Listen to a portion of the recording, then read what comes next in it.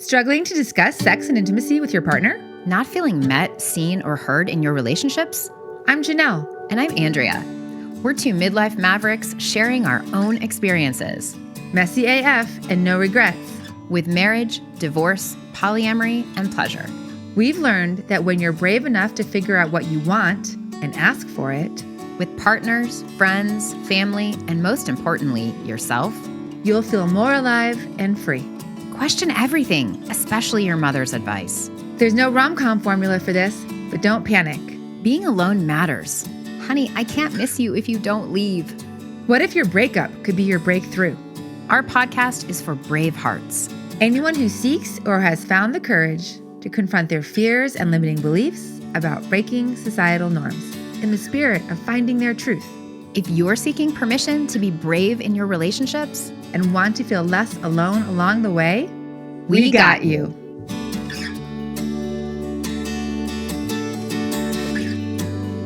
We are so excited to be here today with our guest, Becca Dollard. She is our latest expert in our episode of learning to be building a relationship with ourselves. So good. Thank you guys so much for having me. I am just so excited for this conversation. When you sent me all of the prompts, I'm thrilled to have this conversation. It's one of my favorite things to talk about. Yay. Well, Bravehearts, we're excited to introduce you to Becca.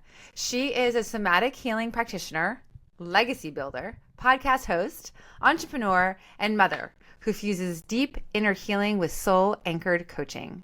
Through intimate retreats, high-level masterminds, and bespoke coaching, she provides support and community for high-functioning women leaders, helpers, healers, and founders so they can feel held, seen, and celebrated.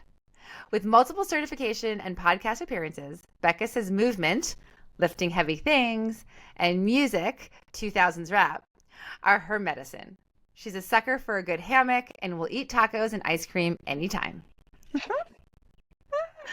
Becca, welcome. Thank you. It's so good to be here. I'm so excited. If you're building a relationship with someone else, it seems really obvious and clear. Like you get to know them, you spend time with them, you pay attention to what they say, what they think, what they feel, what they like, what they don't like, which is just important. But I think so much of that is that you're paying attention to them. You're spending time and energy getting to know who they are. And yet so many people don't do the same thing to themselves. I think when I realized I didn't have a relationship to myself, I was fairly early on in motherhood.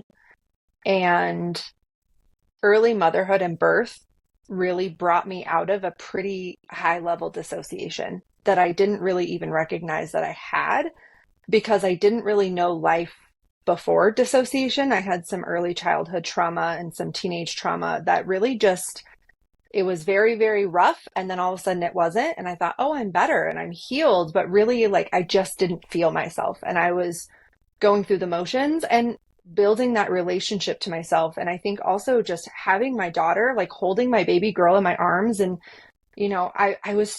motherhood was everything to me. All I had ever wanted to be was a mom. So this was my life goal, right? I finally hit that thing that I've always wanted.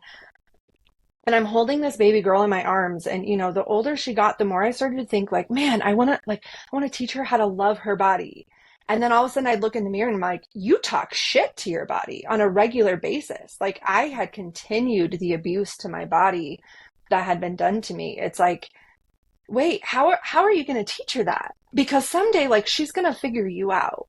She's not going to, I had this understanding of parenthood from a very early season that she was going to learn how to relate to herself, not from what I taught her, not from how I loved her, but how I loved myself. And I started to look at everything in my life so differently of, how do I treat my body? How do I treat my emotions? How do I treat my mindset, my thoughts, the way that I think and talk and feel and act, and how I move through this world? Okay, Bravehearts, I'm going to have us take a deep breath on Becca's answer right there, because she just named a lot in that. And one of the deep pieces of wisdom that I heard her say, which was that when she became a mother, somehow incredibly, she recognized that in order to give her child, her daughter, the life that she wanted to give her, she had to build this relationship to herself that was one that was more authentic and not from her own childhood traumas. And what I heard in that is a lot of times we hear about mothers who give their whole life to their child in a way and lose themselves in motherhood. But you somehow did the opposite, where it's just that you found yourself in motherhood. Yeah. I mean, I think there's a lever of choice there of, I truly think motherhood, among many other things, I don't think motherhood is the only way. I think there's many different places where we find ourselves in this kind of, call it spiritual awakening, call it existential crisis, call it waking up, call it growth journey, whatever. Midlife. Right? Midlife. There's something that happens and you go, okay, who do I want to be in this? And motherhood was just that pivotal moment for me where I realized, like, I didn't, and to be honest, early in motherhood, I do think I lost myself to motherhood. It became my whole identity. And I think for many, many women, it's like biologically natural to overly attune to the child. I mean, it's what nature needs us and wants us to do. Otherwise, the baby won't survive. But then there comes this time, usually it's toddlerhood, and I work with moms. And so I've started to see these themes of, there comes a time where you start going, I want and need something different than this child. And this child wants and needs something different than I want. And it creates this tension. It creates this discomfort where you have to witness as a parent. And I really view parenting as leadership. It's just another leadership role where you say, okay, do you want your kid to do what you say? Because they're going to do what you do. At the end of the day, like, truly deeply, like, what will deeply ingrain in them is what you do with your life. And I think I was very blessed to witness a lot of women who were still dealing with codependent mothers who needed their child to be okay for them to be okay. And one of the things I learned fairly early on is, if I want my child to be happy, I have to learn how to be okay and happy without her being okay and happy. Like, my well-being cannot be so deeply invested in her, because now my toddler is the one who has to be regulated for me to be regulated, which is really what happens when you lose yourself to motherhood. You put the weight of your life on your kid instead of saying, I'm going to build this big, beautiful, wonderful life. And it involves you. You're a big part of it. But like, I have bigger kids now. I have a kid going into the teenage years. And I think one of the best gifts I've given them is for them to look at me and go, my mom's good whether or not I am. And so I get to be this solid rock that has a life outside of my kids. And that gets easier as I get older. The same thing can be true in a relationship. The same thing can be true with a partner or a spouse or a boyfriend or a friend group or a religion, or, right? There's so many different places and spaces and people that you can anchor your identity into. And I like to think of, like, I have all of these different arenas that build into my identity, but the first and biggest one is my body. It's inside of me. It's not outside of me in a role. It's not mom or wife or entrepreneur or coach or helper or healer. It's like, I exist outside of those things, just in this body, just as me walking through this world, living and breathing, tasting things and smelling things and doing things and not doing things. And that's a big gift that Somatics has helped me do, is to really witness myself moving through the world instead of only witnessing myself through my roles and who I love and serve, which is a very big part of me. Yeah. Yes. I'm going to pause you there just because before we get into the somatics piece, I want to just we have to pause and have a breath and then also ask how to find somatics. Just so you know, Andrea and I are having some technical difficulties today. And Andrea is, while listening in, doesn't have, her microphone is not working. So she is participating as a bystander. And so I'm going to reflect here to Becca that Andrea's like, this is absolutely genius. Like what you said, Becca, about when you like really hit it home, when you're like, if I'm asking my toddler to be regulated in order for me to be regulated, was just like, holy moly, that is how a lot of us go through life. And I was in a codependent relationship myself, with my partner and husband, of like, oh, I didn't know how to stand on my own. Like my happiness and regulation really depended on his. And so I love how you've tied this to so many different roles that all of us have, whether you're a parent or not. Yeah. This piece of like, oh, is your individual happiness like conditional on somebody else's? Yeah. Well, and even outside happiness, is your identity so wrapped up in one person or role or relationship, so much so that you lose yourself. So almost think of if me and you are having a conversation, but you're not feeling your yes, your no, your maybe. So like let's say me and you are talking about ice cream. And I tell you that like I love mint Oreo ice cream. Like I could just die. Like it's so good. Like it's so happy. And I love coffee ice cream. And you no longer feel in your body what kind of ice cream you like. And you just start agreeing with me, but like you hate mint. You think it tastes like toothpaste. I'm no longer really having a conversation with you. There's no relationship. There's just you being who and what and I want, like, and need. I don't actually get to know you when that happens. And what sucks about people pleasing and fawning is we can be in a relationship with other people and they never get to know us. We never get to know us because we can't feel those internal signals of, I actually don't like this. I don't want this. I don't need this. And, I'm trying not to jump too far ahead into like the somatics and the fawning, but I think so many women, they don't know themselves because there's a disassociation. They don't feel that connection and that response and that relationship to their environment from their own taste and sensing. It's only reflexive of what other people told them to like, want, and need. It's, well, this is what you like. And so she just thinks she likes that. And then one day she goes, I don't like that anymore. I don't want that anymore. And it's like, wait, that's so important. What you don't want, what you don't like, if we can just start there, you'll find what you do like. Because you'll start feeling the texture of life again instead of just going through the motions. I love what you just said there, feeling the texture of life. So let's go into somatics because I feel like that's where there's so much richness. I can't help it. Yeah. So one, can you define the term for brave hearts who don't know? Yeah.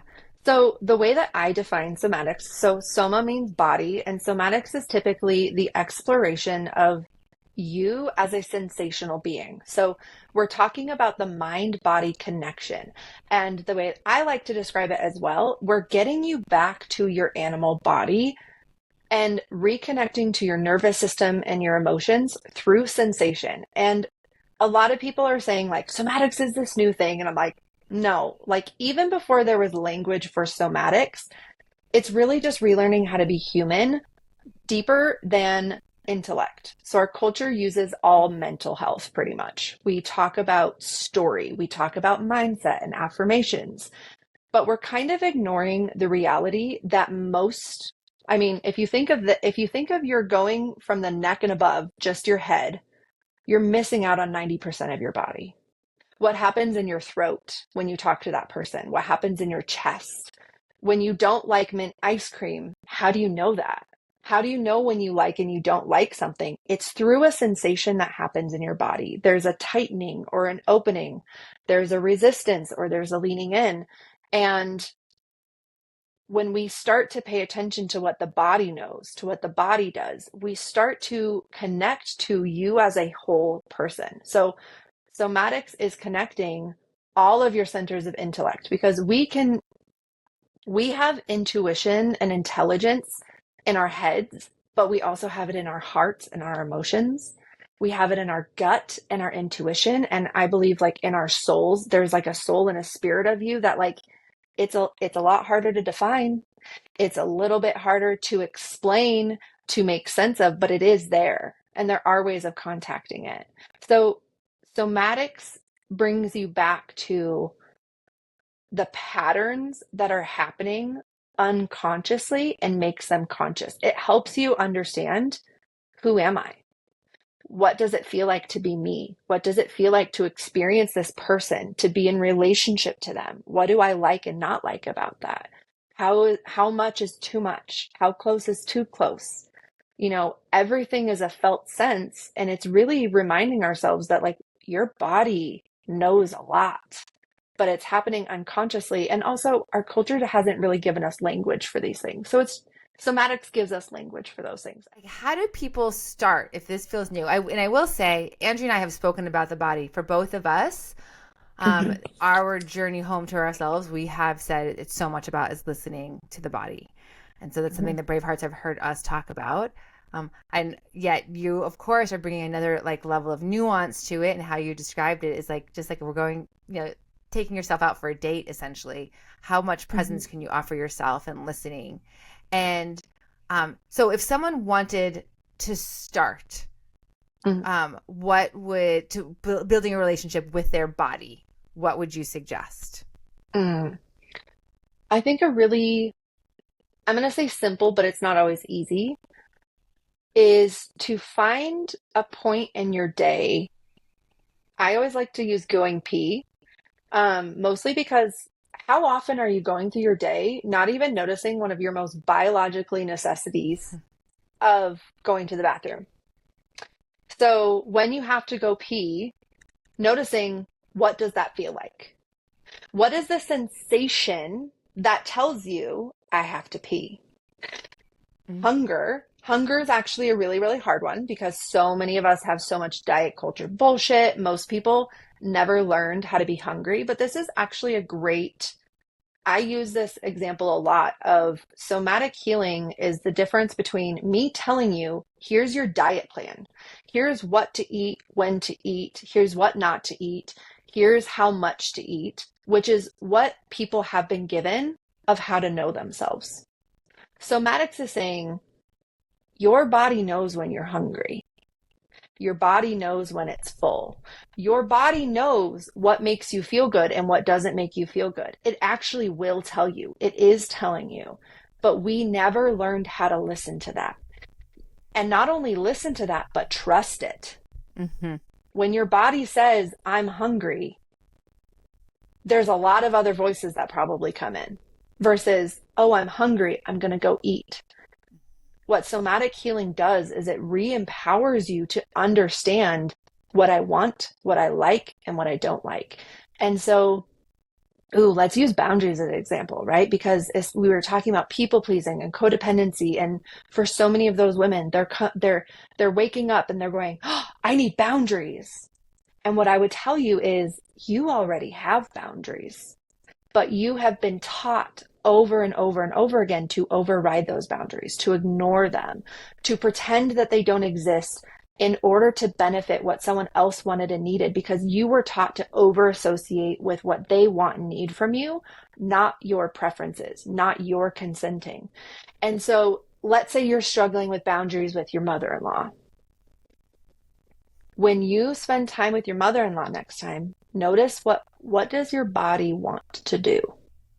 How does it feel? Do you feel nauseous? Do you feel sick? Do you feel aching in your chest? Do your shoulders collapse down? Do you overshare? Do you find yourself being passive aggressive? What are the behaviors and the patterns that are showing up without you even choosing them? They happen without you choosing them, right? One of the ways you can start healing that relationship to yourself and getting to know yourself is, oh, what happens if when I'm talking to my mother-in-law, I lean back and stay quiet? Now, what does your body do? But you start feeling those sensations in your body and trusting them, playing with them. What do you feel in your chest, in your throat, in your head? Where do you feel it? And what are the sensations of it? And we can include this in the show notes, but I have a list of all those sensory of, is it light?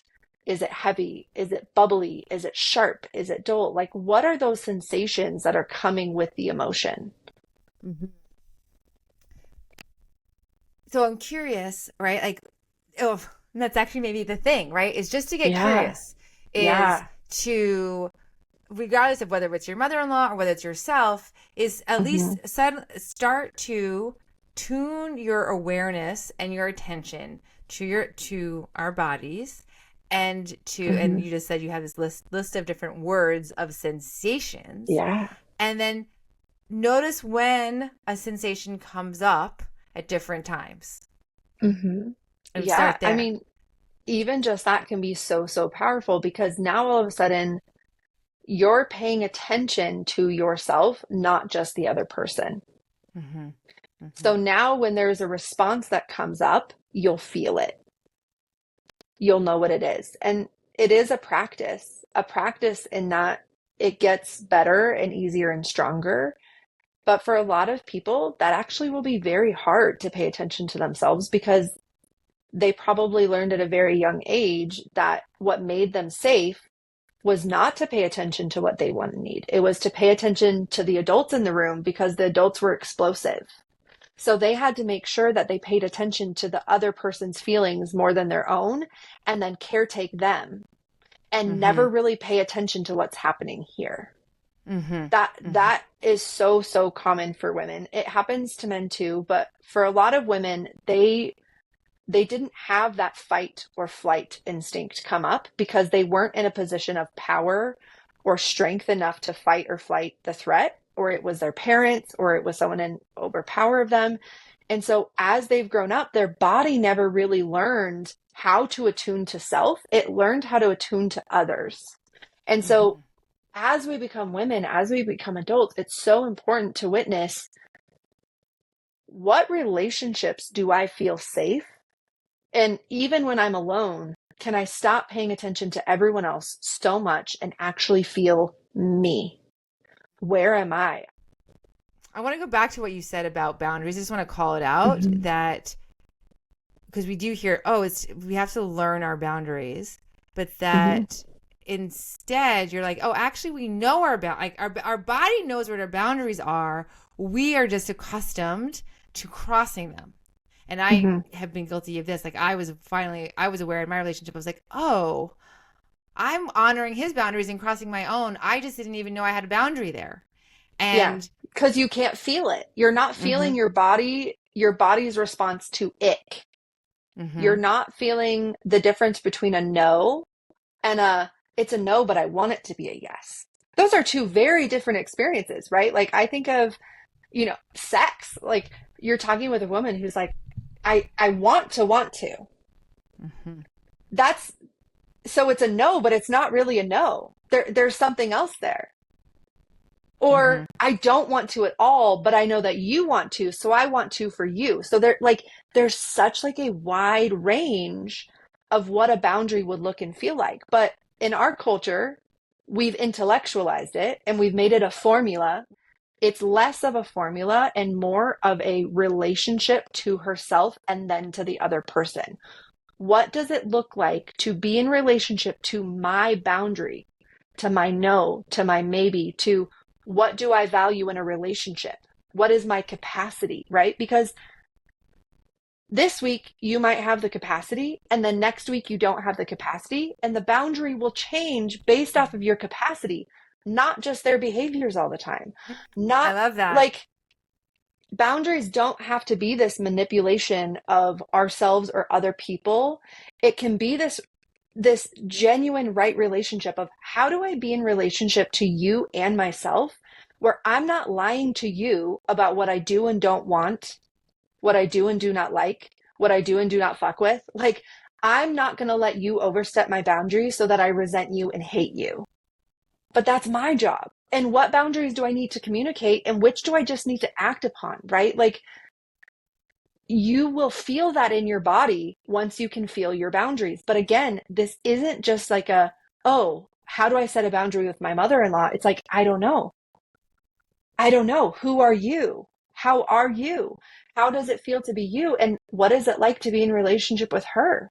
What is she like in relationship to you? And maybe you move a little closer or move her a little bit further away, and then you see what she does, because relationships are supposed to be a dance, not a formula.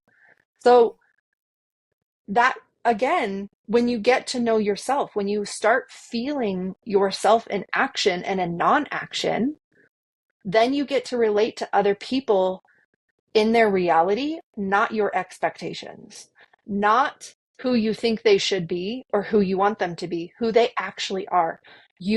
When you give yourself that sovereignty, you give that to other people. And it's the most beautiful thing when you can have relationships to other people where you are fully yourself. So what I'm hearing with that is this, well, one is that our boundaries don't have to be fixed in stone, because we are not fixed in stone, right? Yeah. That, as you said, like, it's a relationship is a dance, a relationship with ourselves is a dance. So in any given day, in any given moment, what's true for me now, if I can check in with my body and I can hear and listen and trust and value what my body's saying, then that answer is going to be different. And that's like one of these beautiful things about being human, is that we are a constantly evolving, changing being. And so then our responsibility is then to communicate our current state with whoever it is that we're relating to. Yeah. And that current state, what a beautiful thing, because we grow as humans. I've grown as a human. I get to say yes to things now that would have been an absolute no for me 8 years ago, 4 years ago, 3 years ago. There's things that my body used to say no to that were resistance. This is something I love. When you're getting to know yourself, especially if you're a high functioner, you have learned to function over your no. So your body says no and you go, "Ooh, that's resistance, and I need to push through resistance." No means I work harder and smarter and I ignore what I'm feeling and I push through that wall, right? It's so important for us to be able to feel, what is my no because this is harmful, and what is my no because this is hard? Because part of the relationship to yourself is feeling that nuance between I don't want to and I don't like to because this is not okay for me, and I don't want to and I don't like to because I've got a little inner child who's throwing a fit. So when you're getting to know yourself, you can't just get to know the really pretty, shiny parts of you. You also start getting to know the parts of you that are in resistance to what you really want. When you have trauma, especially complex trauma, your boundaries are going to be a really, really tricky, weird, hard thing. Because sometimes your body is going to say no to things that you consciously want. Perfect example. I wanted to start a podcast. There were parts of me, and that's important, parts of me, not all of me. There were parts of me that were freaking the fuck out when I went to start my podcast. Parts of me were like, we are going to die if people hear us and see us. This is terrifying. This is scary, right?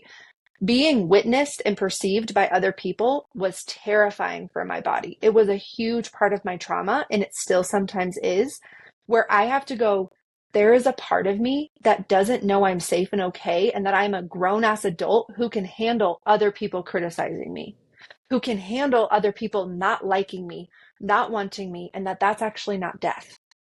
I can come up against someone and I have fight in me. I have flight in me. That is so important for me to recognize and remember. But this is why it's so important to start paying attention to the subtleties of relationship, of knowing yourself, because sometimes our bodies aren't responding to the present moment current. They're responding to the past expected threat. They're responding to the past pattern, or they're responding to an expected future threat that isn't in the room with me yet. I can't cross that bridge because I'm not there. But when our bodies are responding to the current present room, like right now, can my body feel where I am, when I am, who I am? Can I feel my backbone? Can I feel my muscle? Can I feel my access to choice and agency and safety that's happening right here and now? Because that's where my most aligned life comes from is now I'm in relationship to who I am in this moment, not who I was even 2 weeks ago or who I will be in 2 weeks. It brings me back to here because I know a lot of women who they're so in relationship to a future version of themselves that they're missing here and now. They're so worse. And I can only speak to this because I've known it. I was so obsessed with my potential that it was stealing my presence. I was so obsessed with healing and getting better and growth mind, I was so growth oriented and personal growth and personal development that I was missing what's so beautiful and good right here in this present moment. So can your body feel where, when, and who you are, what you're doing? So when you're working with clients, Becca, like what happens? How would you describe when they start to know themselves through their body, know what they're feeling, know what their body is speaking to them, and then learning to trust it? Like what starts to happen? Mm-hmm. I think the biggest thing, they're there. You can feel it. There is a potency. There's an aliveness that they're connected to. And what I witness happen, they start making decisions that feel really, really good, even when it's a hard decision. They trust themselves. And I mean, they trust themselves. And I don't think we actually know what that looks like, because I think people, when they think of, oh, I want to trust myself, I want to build confidence, they think I'm always going to know what to do. They don't always know what to do, but they know that no matter what they choose, they liked their reasons for choosing it and they chose it, and they're going to have their back no matter what happens. So they stop getting into this place where you're all or nothing, or I'm damned if I do and I'm damned if I don't. And they start going, whether I go left or whether I go right, I can always change my mind. I can shift. I can fight. I can go back. I can change my mind once I get there, because no matter what happens from this point on, I've got me. I'm going to figure it out. I'm going to find a way. That's what starts happening, because all of a sudden they no longer need an external validation and permission. And that doesn't mean they don't need people. It doesn't mean they're not getting support or help or like love and relationship and community. They're no longer looking outside of themselves for what they already know. They can make decisions and feel really good about their decisions. So the decision fatigue, I mean, it still happens, but they're able to move through it faster. They can check. They see the yellow and the orange flags before they get to like a red flag. So when they are in a decision that's not right for them, they're catching it so much faster. They're not burning out anymore because they're starting to feel the subtleties of, oh, this isn't me doing a hard, good thing. This is me overriding something in my body that's like, absolutely not. Not now, not at this pace, not at this time. But they can feel that subtlety of, is this a yellow light and I just need to slow down? I'm in the right direction, but it's a slowdown. They trust the peaks and they trust the valleys. They start having, even on their worst, shittiest days, they know how to show up in health. Because health is not just the highs. Health is, what is health in winter versus health in summer? Those are two very different things. But when you trust yourself, when you are in tune with your animal body, you go, oh, I need to slow down. Or, oh, I need to speed up. I know how to balance motherhood and work, not because someone else gave me this pretty perfect plan or system, or, oh, I have the perfect thing figured out. Everything's balanced. It's no, I know how to make these small, subtle shifts when things are off. I can feel it. I can know it, and I can move my life to meet that. They feel like they're the driver again. They feel like they're in the driver's seat of their body. Just take a deep breath on that, because what I'm hearing Becca just speak to is that there's zero perfection in this relationship to ourselves. That there's unfortunately, not like, oh, yeah, it's not like, oh, once I know myself, then everything is going to be better. It's that the reason why it's better is because we know ourselves, but it doesn't mean that every day is perfect or every day I'm happy every day. But it's, oh, I'm attuning to what my body needs in any given moment. And so if it's needs to rest today, if it's like cold, it needs to be cuddled up on the couch today, that that we're trusting ourselves for that instead of judging ourselves for that. Yeah. Well, and two, when we're coming back to this relationship, the only constant that you're promised in a relationship with another person is that they are going to change. The same is true with yourself. You are going to change your thoughts and views and opinions and feelings, and what works for you today might not work a couple months from now. But what's beautiful when you're in relationship to yourself, you'll notice that while it's happening, not 10 years down the road where you go, oh my gosh, I've been asleep at the wheel for 5 years. Oh my gosh, I missed it. I mean, I primarily work with moms, right? And one of their greatest things is, I don't want to miss this. But we're going to miss it if we're living in the past, or we're living in the future, or if we're just in this constant reacting to life and never responding, never feeling like, okay, doing the laundry is just checking it off the list versus like, no, you're doing the laundry. Can you feel what it feels like to feel the laundry? You might feel miserable doing the laundry, but can you feel that? That's your aliveness. That's your aliveness. All that anger and rage and disappointment and dissatisfaction. Guess what? That's you. That's you feeling you going, I don't like this. I don't want this. And if you just allowed yourself to feel that, you would know what you do want.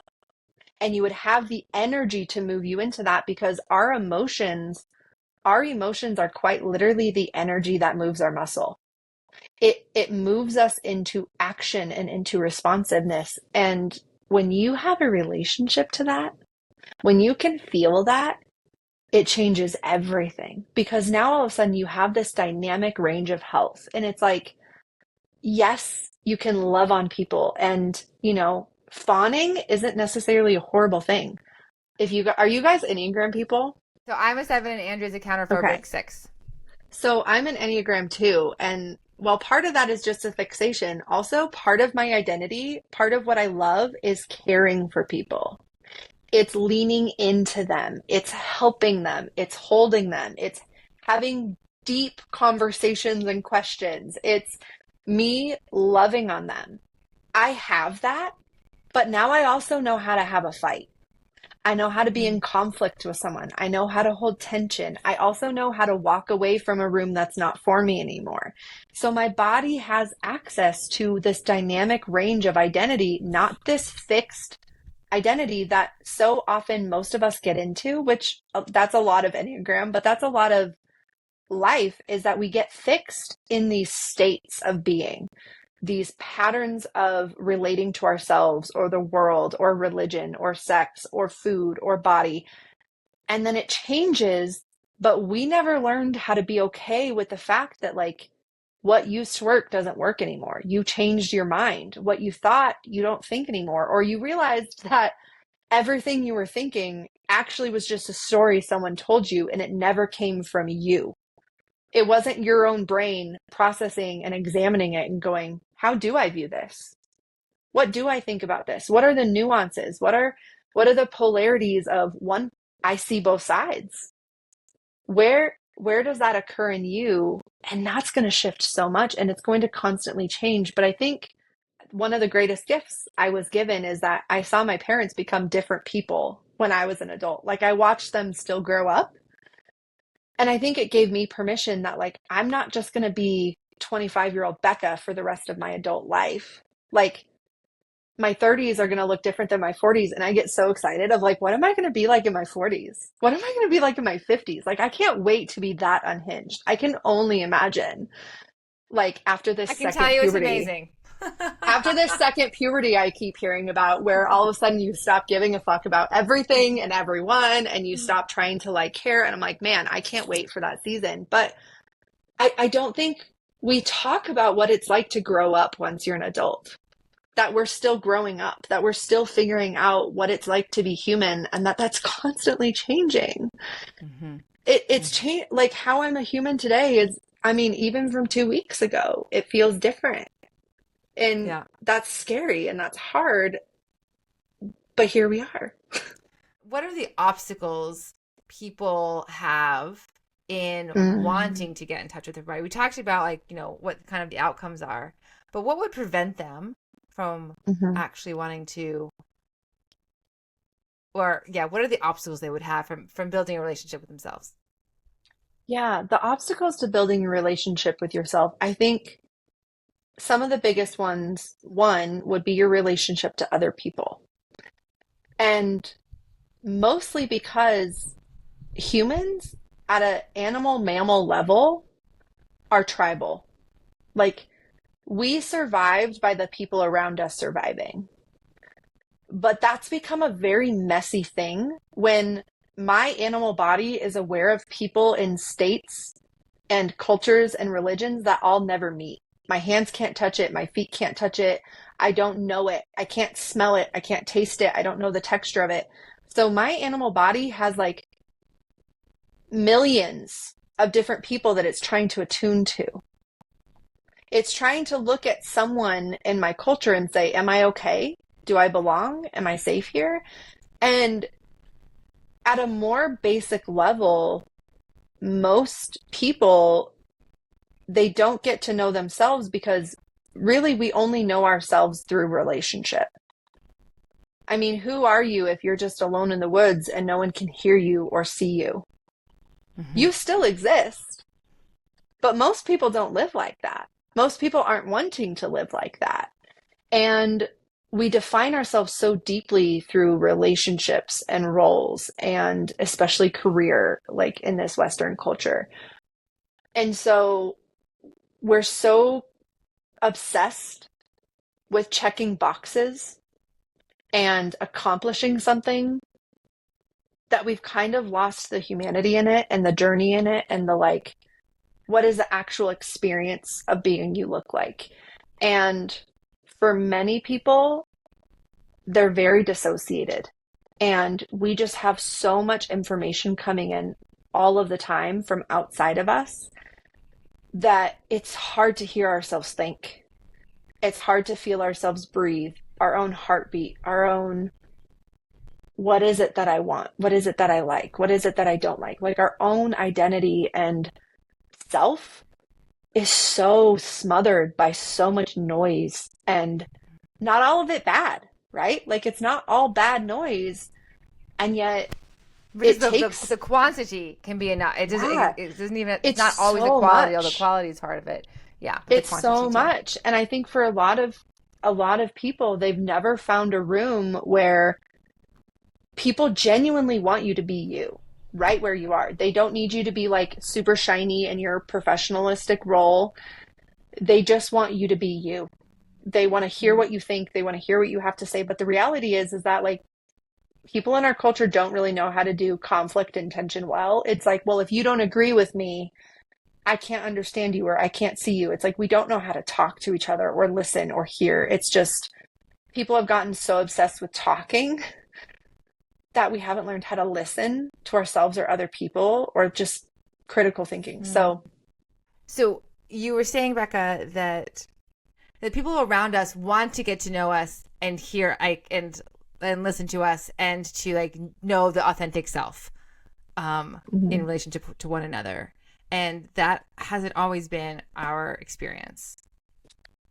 I would say I agree. So there's very few rooms actually where I've been in where it genuinely feels like not only can I be my authentic self, like truly, genuinely just have the reactions and say what I want to say without people pleasing, and people actually care and hear me and see me and aren't going to judge me or shame me or misunderstand me. It's actually very rare. It is very hard to find those relationships in those rooms. And even what just happened, where I said something and Andrea heard something and she goes, wait, what?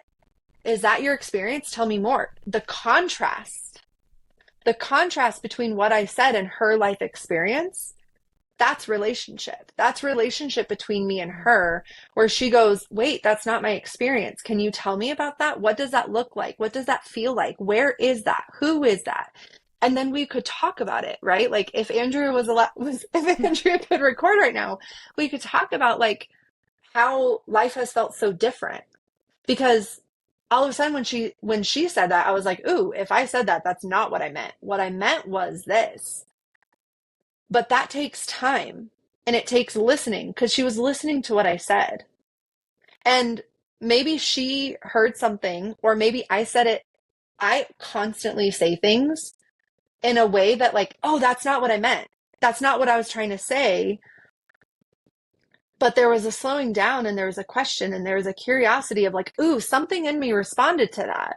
Something in me doesn't understand or doesn't like that, or I need you to slow down or tell me more about that. That's relationship.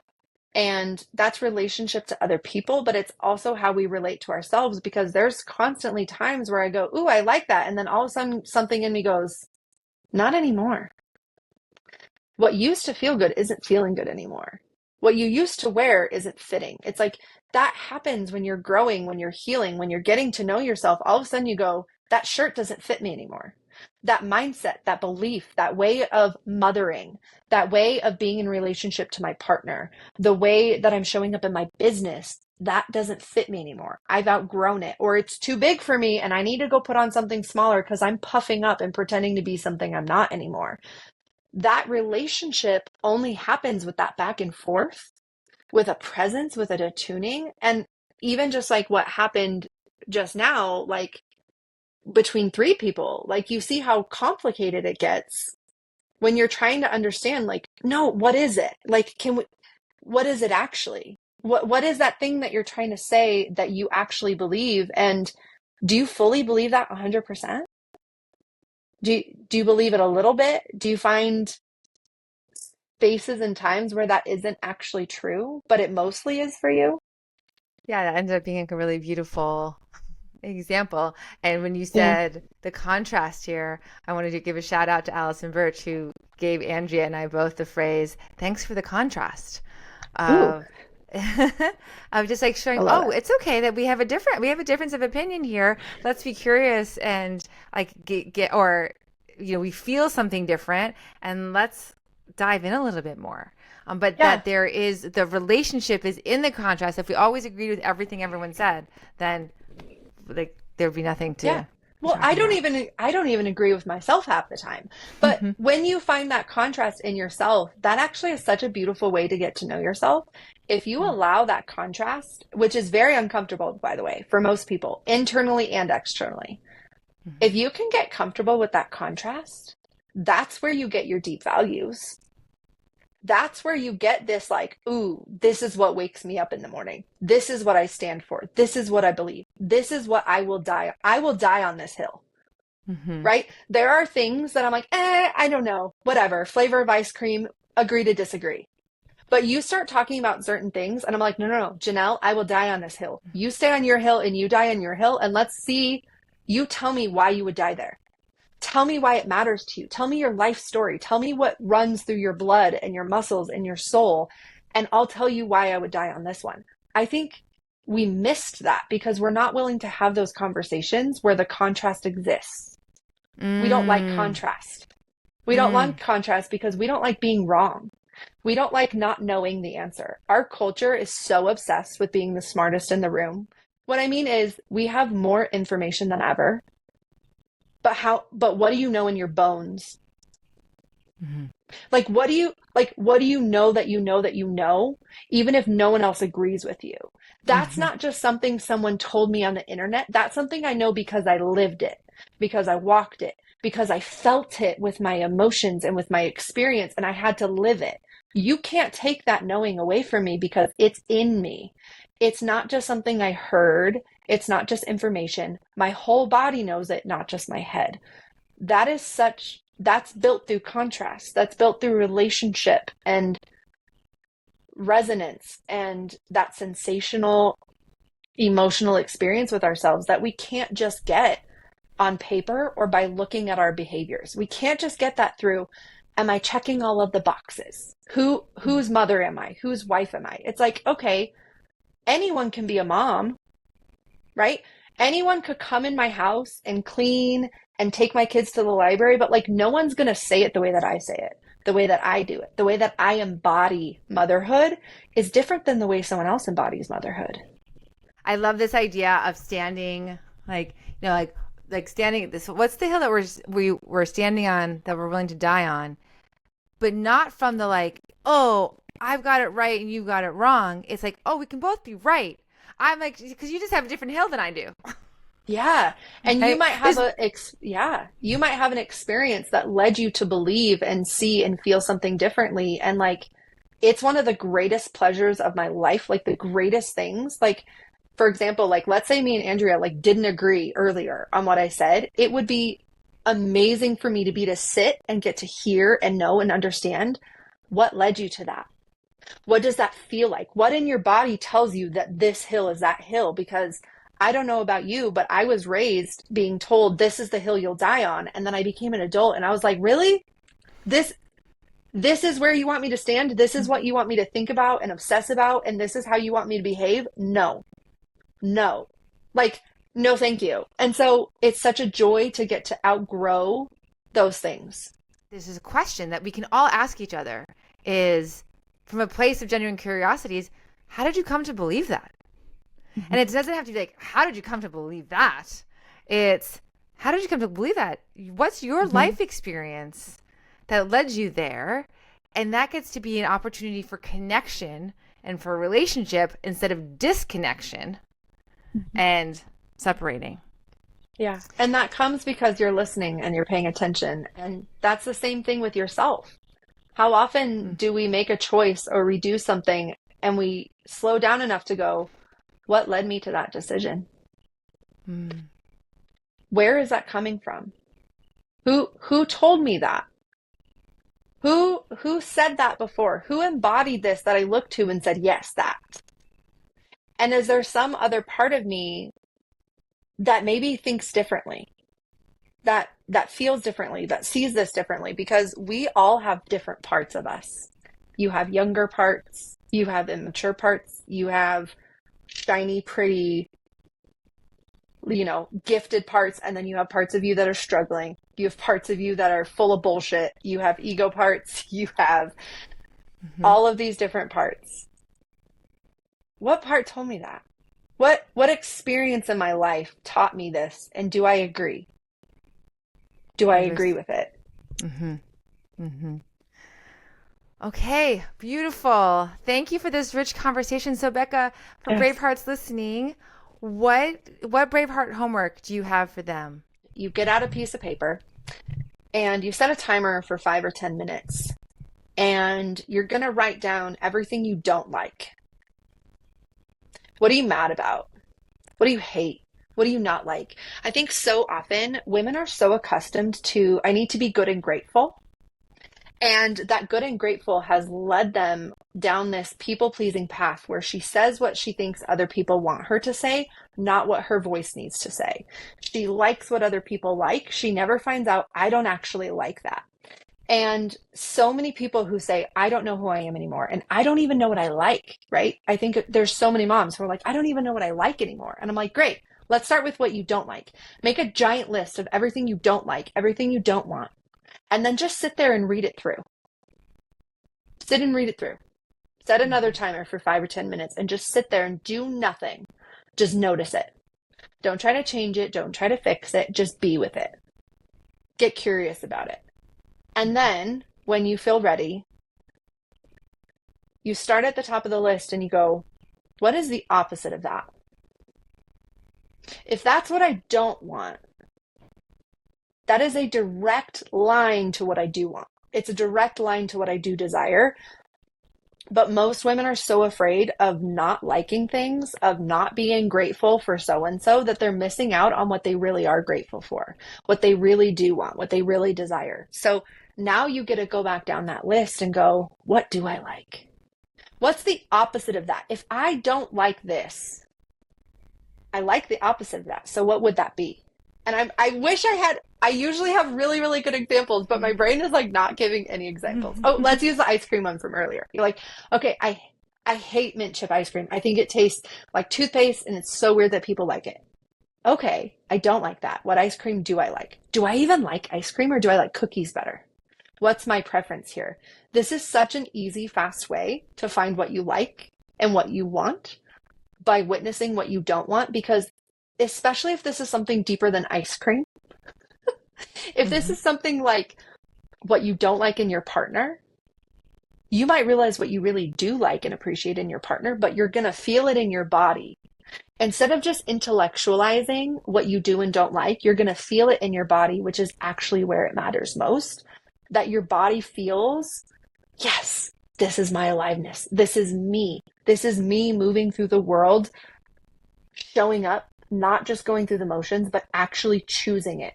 What am I doing and who am I doing it for? It brings you back to this agency and choice where you're going, if I don't like this, why am I doing this? And what would I do differently? What do I want different than this?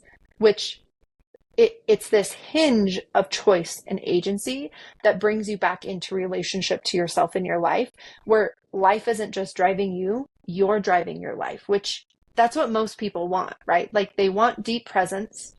They want connection to other people. They want joy, and not just like an easy joy, but sometimes like the hard joy that like takes a while to work for. You can't get that unless you're attuned to like the good kind of hard or the unhealthy. So yeah, that would be my homework, and it's something that I try to do pretty frequently, and it's something that has helped a lot of clients really remember, who am I? Beautiful. So on that note, how can Brave Hearts reach you? Well, I have a podcast as well, the Motherhood Mentor podcast. That's also where you can find me on Instagram. Instagram is probably where I hang out the most. They're also welcome to just send me an email. I, like you guys probably too, I love the relationship of it. I love teaching and conversations, but I love the relationship. I love to hear, how did this land for you? What questions do you have? Did something I say just like resonate with you? So I would love to hear like how the episode, like what they thought, if they loved it. Obviously I have ways that they can work with me as well, but just reach out and let me know you listened and that you loved it. And if we want to keep talking, we can. And if not, I'll be like, good for you. I'm so glad you loved it. So yeah. Okay. Beautiful. So Motherhood Mentor on Instagram. Is that correct? The Motherhood Mentor. Yep. The Motherhood Mentor. Okay. Great. Well, okay, Bravehearts, another beautiful episode full of mic drop moments and so much wisdom and technical difficulties and living in the imperfection of being human. So Andrea is waving at us. She was here in presence, if not in her voice. But Becca, thank you so much for sharing your wisdom with us and all the Bravehearts. Yeah. So, bye, Bravehearts. Have a great day. Thank you. Bye. Hey, Bravehearts, looking for permission? Work with us. We offer Braveheart coaching. Follow us on Instagram. Meet us in real life at a Braveheart conversation. Subscribe to our newsletter. Do all this and more at our website, permissiontobehuman.live.